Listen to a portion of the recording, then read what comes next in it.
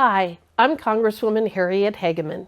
After spending 10 days in Wyoming to celebrate our nation's independence, we were back in action in Washington, D.C. this week, continuing to fight against Joe Biden's extreme liberal agenda. On Thursday, the House voted to rescind the Biden administration's destructive rule, which is designed to fundamentally change the scope and purpose of Title IX to include sexual orientation and gender identity. Since its enactment over a half a century ago, Title IX has remained a landmark decision that has promoted equal opportunities for women and girls in education and has paved the way for countless professional success stories. I was one of the original beneficiaries of Title IX, with the expansion of girls' sports in Wyoming schools, as well as being able to take shop classes and participate on the livestock judging team. Despite its decades-long record of achievement, the Biden administration, through rulemaking as opposed to an act of Congress, has sought to rewrite and overhaul the foundational principles of Title IX to advance its radical gender ideology. Not only are equal opportunities for women and girls in education at stake, but these changes notably threaten their privacy and safety in schools. Let me be clear. This policy does not advance the progress that has been made under Title IX. Rather, it seeks to disadvantage the very individuals who were meant to be protected under its inception. Perhaps the most important vote of the week was to pass the Safeguard American Voter Eligibility, or SAVE Act, which protects the rights of American citizens to vote.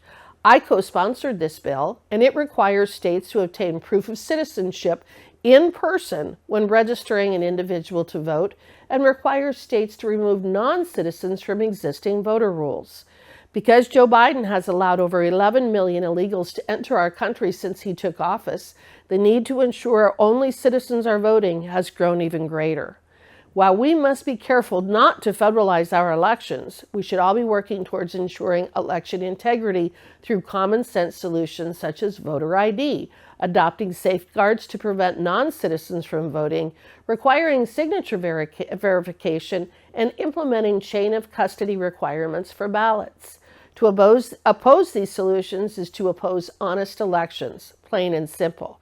Keep in mind, every single Democrat voted against the SAVE Act. That should tell you something.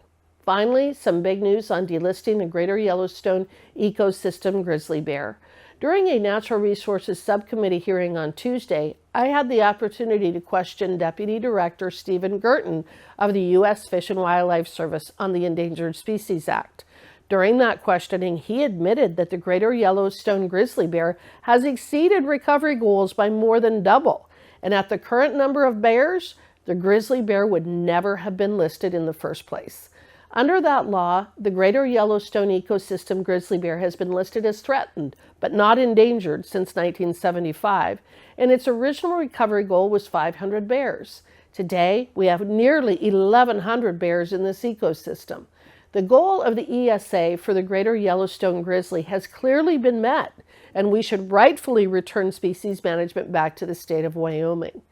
Deputy Secretary Gerton also stated that a decision on delisting of the grizzly should come by the end of July. As we await this decision from the Interior Department, I am also sponsoring legislation to ensure that delisting does in fact happen.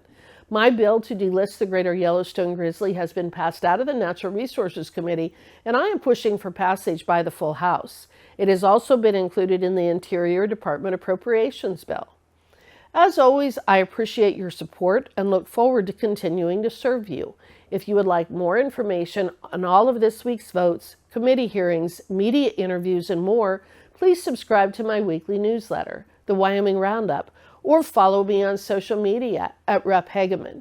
Links to the newsletter and my social media pages are also provided on my website, hageman.house.gov. I hope you have a wonderful week.